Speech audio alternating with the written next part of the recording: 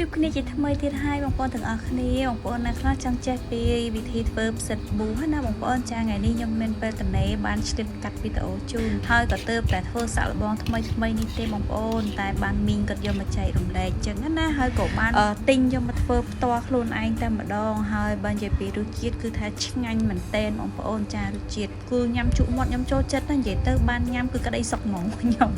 ចានេះគឺជាប្រភេទជើងផ្សិតតៃវ៉ាន់ជើងផ្សិតនេះរៀងថ្លៃបងប្អូនចាមួយថងហ្នឹង1គីឡូ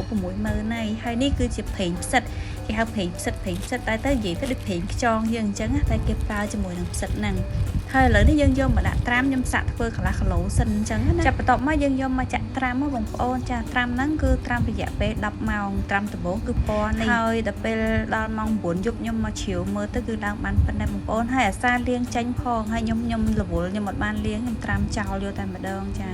ហើយនេះដល់ពេលថ្ងៃត្រាំតែប៉ាត់ត្រាំត្រឹមពេលព្រឹកអីក៏បានដែរតែខ្ញុំវាអត់តន់តនេតថ្ងៃបានតនេអញ្ចឹងខ្ញុំក៏មិនលាងសម្អាតនឹងចិត្តចុកជើងរឹងនឹងចាញ់ផ្សិតនេះផ្សិតល្អបងប្អូនអត់សូវមានជើងអី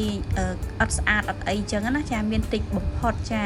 ហើយបើយើងទិញផ្សិតខ្លះនេះតាមនិយាយតាមមីងដែរណាចាគាត់ថាទិញផ្សិតខ្លះគឺជើងច្រើនណាហើយអត់ស្អាតហើយអត់ធំចឹងទេតែជើងផ្សិតនេះជើងផ្សិតអត់ល្អហើយក៏អត់ងាយមានដែរគាត់ទៅទិញហ្នឹងគាត់ថាមានតែ1គីឡូជាងនឹងទេហើយក៏យកមកប្រហើយតែម្ដងនិយាយទៅយើងលាងច្បាច់ច្រើនទឹកដែរបងប្អូននិយាយទៅខ្ញុំលាងទៅតែសផ្សិតហ្មងចាសផ្សិតទឹកឡើងសងតែថ្លាដែរអញ្ចឹងណាចាលាងច្បាច់ពូតទៅអស់ទឹក4-5ទឹកអញ្ចឹងណាបន្ទាប់ពីយើងលាងស្អាតរួចរាល់ពូតហើយអស់ហ្នឹងយើងចាប់ផ្ដើមយកទៅស្ងោរបន្តគឺស្ងោរជាមួយទឹកដូង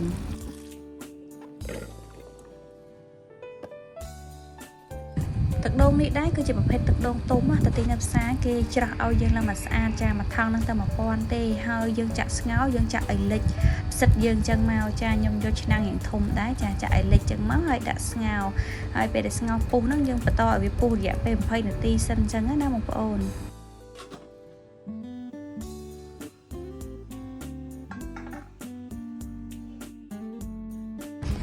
តទៅពីបានពុះរយៈពេល20នាទីខ្ញុំក៏ចាក់យកចេញដើម្បីទុកផ្សិតនឹងឲ្យត្រជាក់អញ្ចឹងបងប្អូនហើយខ្ញុំចាក់ច្រោះហើយខ្ញុំភ្លេចខ្ញុំអត់បានទិញប្រេងចាប្រេងសណ្តែកជាមួយនឹងពងមាន់ដើម្បីយកមកធ្វើណាអញ្ចឹងហើយខ្ញុំទុកឲ្យត្រជាក់សិនចា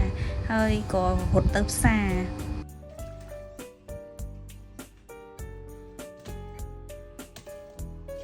ខ្ញុំយកទៅដាក់នៅមុខកង្ហាល់ឲ្យត្រជាក់តម្រាំខ្ញុំត្រឡប់មកពីផ្សារវិញគឺថាត្រជាក់ល្មមតែម្ដងនិយាយពីថាមួយវិញគឺថាពេញផ្សារតែម្ដងចំពោះប្រេងសណ្តែកដែលខ្ញុំយកមកបំពងគឺខ្ញុំយកប្រេងឲ្យល្អបងប្អូនណាទោះបីជាលក់ក៏ដោយញ៉ាំខ្លួនឯងក៏ដោយហើយចំពោះការចម្អិនម្ហូបអាហារពេលខ្លះខ្ញុំប្រើខ្លាញ់តែពេលខ្លះខ្ញុំប្រើប្រេងសណ្តែកដែរប្រភេទបំពងប្រភេទអីគឺខ្ញុំប្រើប្រេងសណ្តែកតែបើយកមកឆាចៀនគឺខ្ញុំប្រើខ្លាញ់ជ្រូកដែលយើងចំហៀវខ្លួនឯងចាហើយបន្ទាប់ពីយើងមកវិញគឺខ្ញុំចាប់ផ្ដើមធ្វើការពូតទៅដោយសារផ្សិតយើងត្រជាក់ហើយអញ្ចឹងខ្ញុំចាប់ផ្ដើមពូតច្បាច់ឲ្យអស់ទឹកបងប្អូនកន្លែងនេះហាឃើញអញ្ចឹងឯងថាស្ងួតតែប៉ិតនៅស្ទើបងប្អូនចាបន្ទាប់ពីយើងច្បាច់យកទឹកចេញអស់ហើយយើងមកដំឲ្យសប៉ែតបងប្អូនចាដំឲ្យបែកចាដំមកបែកមកបងប្អូនមិនភ័យខ្លាចខ្ទៀតអីទេដំបែករួចរាល់អស់ហើយសំយើងទៅរៀបចំប្រឡាក់គ្រឿងបងប្អូននេះគឺជារូបមន្តដែលមីងខ្ញុំគាត់ធ្វើហើយគាត់ធ្វើលក់និយាយទៅអ្នកភូមិនៅណែគឺចូលចិត្តយកទិញរបស់គាត់ញ៉ាំឥឡូវដល់វគ្គយើងចាប់ផ្ដើមប្រឡាក់គ្រឿងហើយនេះគ្រឿងដែលយើងត្រូវមានមួយទៀតគឺគេហៅគ្រឿង5រសជាតិចាយើងចាក់កន្លះគីឡូផ្សិតហ្នឹងគឺយើងចាក់អាហ្នឹងមកកញ្ចប់ជាមួយនឹងប្រេងខ្យងប្រេងផ្សិតសំទោសចាប្រេងផ្សិតនេះចំនួន3ស្លាបព្រាបាយនិយាយទៅបងប្អូនខ្ញុំទៅតែរៀនធ្វើហើយគាត់មកជួយចែករំលែកចាប៉ុន្តែគាត់សុំអត់ចេញមុខអញ្ចឹងយើងច្បល់តែគ្រឿង2មុខហ្នឹងឲ្យចូលសពពេញផ្សិតយើងហើយយើងទុកមួយឡែកសិនណាបងប្អូនចាទុកមួយឡែកសិនយើងក៏ចាប់ផ្ដើមមកលាយគ្រឿងពងមាន់យើងពងមាន់យើងប្រើកន្លះគីឡូអញ្ចឹងយើងអាចប្រើចន្លោះពី10គ្រាប់និងឬក៏8គ្រាប់តាមចំណង់ចំណូលចិត្តបងប្អូនស្រេចទៅលើចំណូលចិត្តអញ្ចឹងណាចាតែថ្ងៃនេះគឺយើងថយប្រើតែ8គ្រាប់ទេហើយប្រើម្រេច1ស្លាបព្រាបាយស្ករស6ស្លាបព្រាបាយតាមឲ្យត្រូវក្បួនរូបមន្តគេហ្មងគេប្រើ7ស្លាបព្រាបាយតែយើងអាចថែមថយតាមចំណង់ចំណូលចិត្តម្សៅស៊ុប4ស្លាបព្រាបាយលាយល្បាយគ្រឿងហ្នឹងឲ្យចូលសព្វគ្នាបានល្អសិនណាចាបងប្អូនវាយឲ្យរលាយគ្រឿងហើយសឹមយើងយកមកប្រឡាក់ចូលនឹងផ្សិតរបស់យើងដែលបានផ្អាប់ទុកនេះឯងចាហើយរបៀបប្រឡាក់នេះដែរគឺយើងប្រឡាក់រហូតតតែផ្សិតរបស់យើងហ្នឹងឡើងស្ងួតល្អ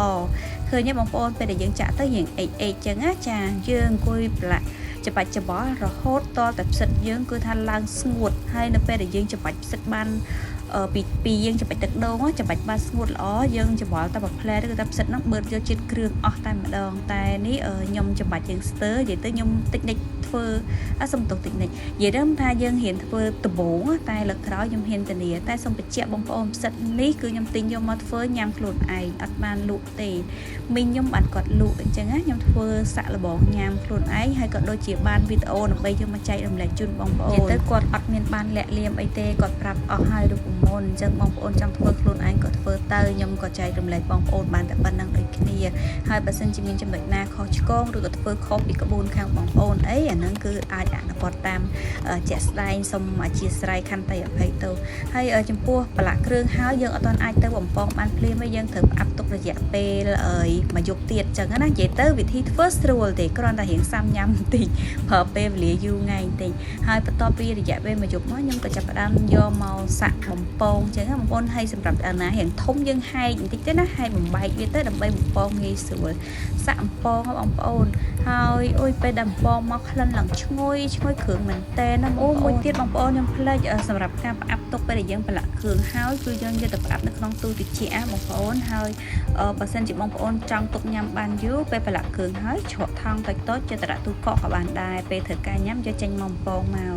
អូយបងប្អូនអើយឆ្ងាញ់មែនតើខ្ញុំបំពងបដាភ្លក់បដានិយាយទៅថ្ងៃហ្នឹងគឺអត់មានបានញ៉ាំបាយទេគឺក្រោកមកគឺប្លំឡើងទាញផ្សិតយកមកបំពងឈរញ៉ាំផ្សិតបំពងហ្នឹងគឺថាញ៉ាំឡើងឆ្អែតបាយតែម្ដងចាហើយអូយនេះបងប្អូនខ្ញុំជៀនក្រៀមប៉ុណ្ណេះជៀនខ្ញុំពងក្រៀមប៉ុណ្ណេះបងប្អូននិយាយទៅតាមចំណង់ចំណូលចិត្តអ្នកខ្លះគាត់ចូលចិត្តក្រៀមអ្នកខ្លះគេ